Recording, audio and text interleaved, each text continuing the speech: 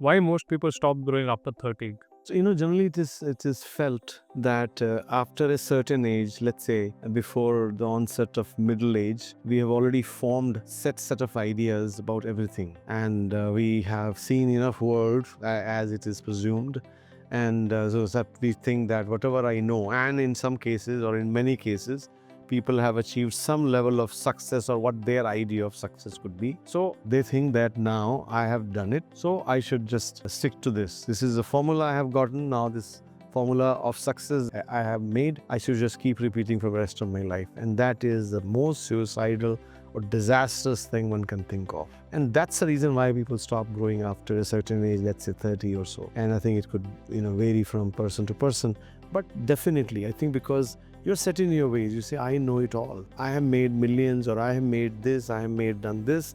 And I mean, these days, there was a time when I did my first startup, I was 35 or 36 years old. These days, a 15-year-old or 20-year-old person, a kid, is doing these things. Of course, by the time he's 30, he's already made a lot of money, crores of money.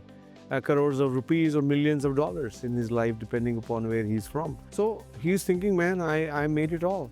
So then these people they stop growing. Now, it may be fine for them till they are at a certain age, let's say 40, 45. And that's when you will find how miserable such people will get. And I don't wish that misery for anyone, but I have seen it with my gray hair. I can tell you, I have seen enough in my life to be able to make a statement like this.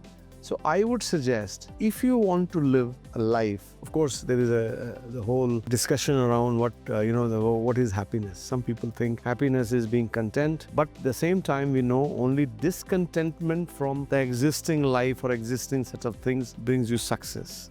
So if you see this spectrum, on one end of the spectrum we say, to be happy you have to be content with what you have. Others say, if you want to be successful, you have to be discontent with what you have. And then success also brings you happiness. These are not mutually exclusive. To me, I think the way this could work is, once you're successful, I am a proponent of not running away from being successful.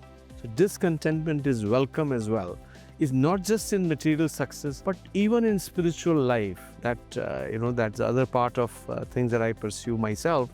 Is we say the restlessness brings you spiritual growth. If you are content with what you have, you are not going to grow further. So I think I've seen that in every part or every facet of life, that there is a spectrum between contentment, discontentment. There's a spectrum between restlessness and being rested with what you have, or being happy with what you have. So the idea of happiness to me is very gray. So once you have successful, then you can align your happiness by doing things that now you are able to do. Whether you are successful in spiritual life or achieve success in your material life. Now your happiness, the spectrum of happiness that you will bring to yourself and the people around you will be completely different. So I know it's kind of when I am, mixing bunch of ideas here, but I hope you're able to get that nothing in life should be fixed. There's an old saying that stagnant water begins to start smelling over time. So same thing happens with our mind and our own thinking. If you're set in your ways, the world is moving whether you like it or not. Even if you're not growing, stagnant water definitely starts thinking. So my friends, learn to grow not just with your time, but also ahead of it through your own personal growth.